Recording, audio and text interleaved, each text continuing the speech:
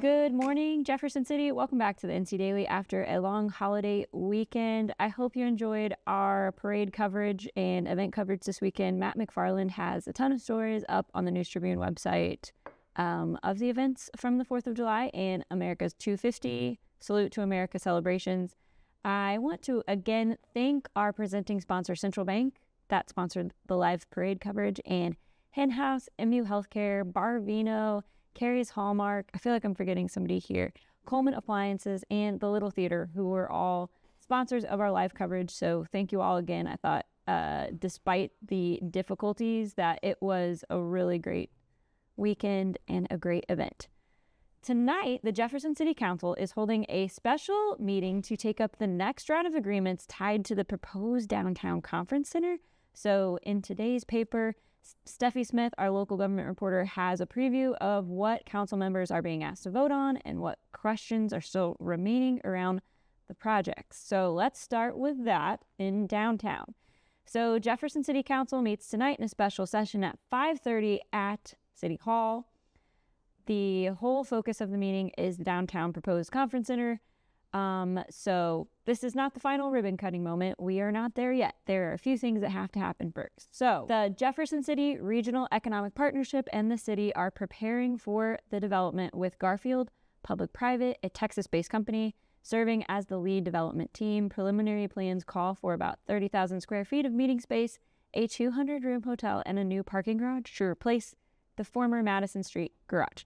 Tonight, council members are expected to look first at a contract for branding and architectural graphic design services for the hotel and conference center. JCREP officials have said they want the facility to incorporate local history, culture, and landmarks.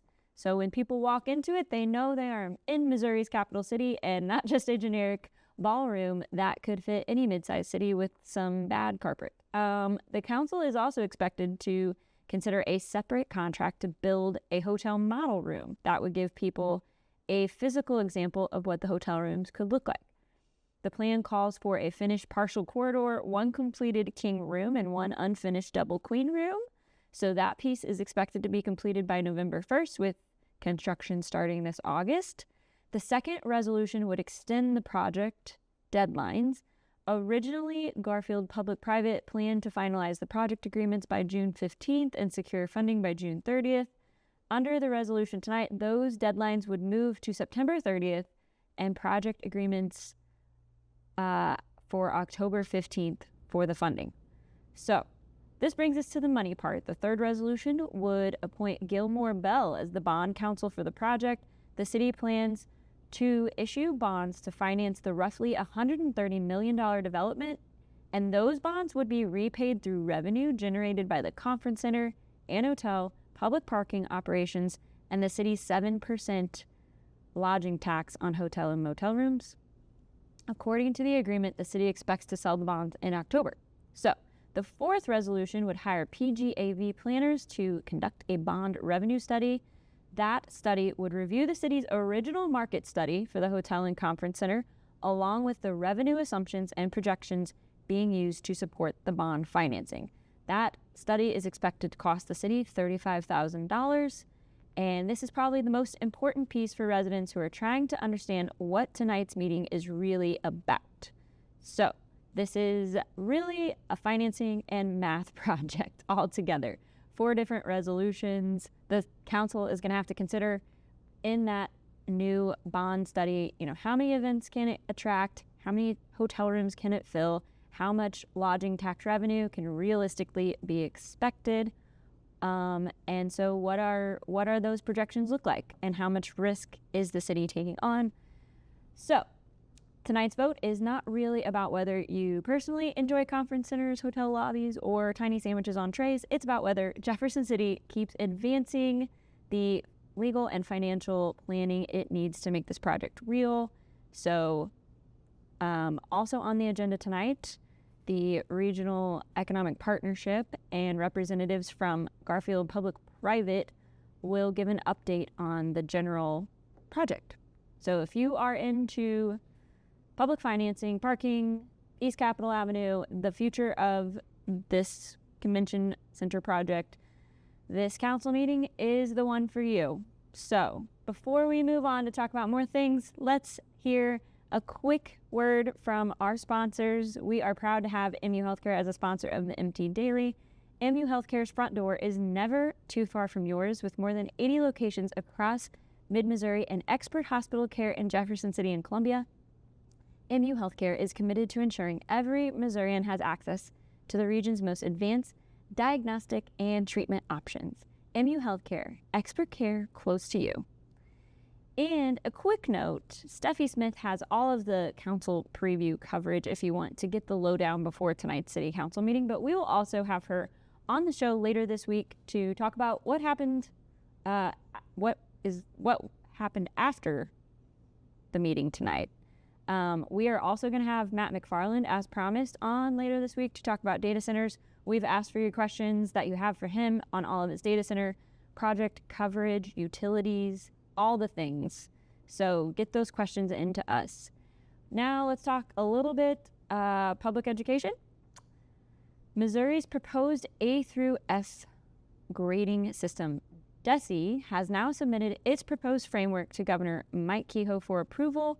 This is something that the governor signed an executive order directing DESE and the State Board of Education to come up with a system that would assign annual letter grades to Missouri public schools and districts. Supporters say the idea is simple. It's giving parents deserve to have a clearer, easier to understand picture of how schools are performing, instead of asking families to sort through complicated state reports and performance categories and what many think is probably jargon. So the state would give schools a familiar letter grade, A, B, C, D, or F. The grades would be based largely on student outcomes, including things like test scores, academic growth, graduation rates, and college or career readiness measures for high schools. But the critics of A through F systems argue schools are far too complicated to be summed up in one letter grade. They worry a single grade may not fully capture other things that impact outcomes like student mobility, special education needs, teacher quality, or whether a school is improving over time. So in other words, a grade may be easy to understand, but it may not reflect the whole story, and that pretty much sums up the debate. The supporters see this as transparency and accountability. Detractors see it as using something far too simple for something as complex as public education. So what happens next? The proposal now goes to the State Board of Education. The board is expected to consider it on August 18th with a possible vote on September 15th. If it is approved, schools and districts would eventually receive annual grade cards before they are released to the public. DESE has acknowledged there are still implementation questions, including data system changes, timing, costs, and how private schools could participate if they choose to opt in. So this is not happening tomorrow, but it is moving forward. And if approved, it could change how parents, communities, and lawmakers talk about school performance. Maddie Madison has that article in the News Tribune if you want to check out more of her coverage on the issue. This week, our friends and NT Daily sponsors at Hen House, it is all about red hot summer values at your local market starting July 8th and from July 8th through July 14th at the Jefferson City location. You can find beef patio steaks for $6.99 a pound, fresh chicken drumsticks in a 10-pound bag for $7.90, seedless watermelons for $5.99 each, peaches, nectarines, and fresh 73% lean ground beef. You can also stock up on deli and bakery favorites, including American cheese, roasted turkey breast, ham off the bone, sourdough squares, Danish coffee cakes, and chocolate chip cookies in the bakery. Our friends at Hen House are at 1904 Southwest Boulevard in Jefferson City. Hen House is your local market.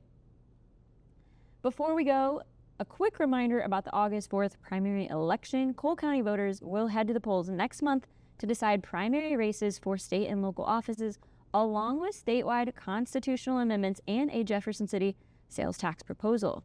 The sample ballot includes races for House District 60, Cole County Presiding Commissioner, and for that Congressional District 5, which has been in legal limbo, but again, as we have reported before, they are moving forward with the new Congressional 5 map.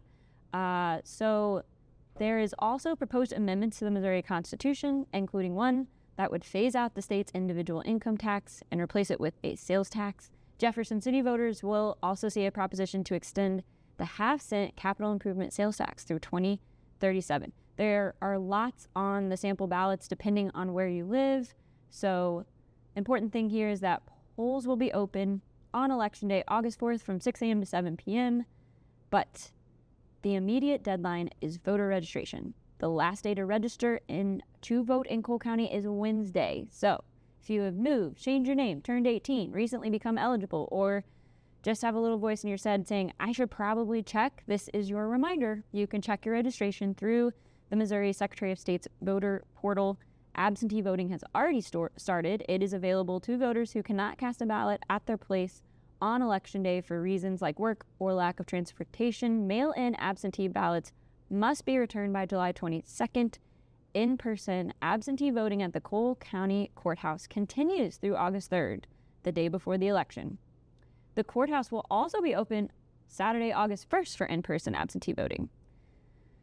So I know primaries can feel quieter than November elections, but just remember, they are still important in Missouri. Primaries decide who your representative will be. And this ballot also has policy questions on it, constitutional amendments, local tax questions, kinds of things that have a very long shelf life. So check your registration, make a plan, know what is on your ballot, and remind everybody else in your family and close friends to make a plan as well. Be annoying for democracy. It's fine to do that sometimes. That is today for the NT Daily. Tonight you can watch Jefferson City Council special session, read Steffi's coverage of that, and we will have her on later this week, as well as Matt McFarland. Have a great Monday. I know we are all recovering after a long holiday weekend, so we will see you again tomorrow.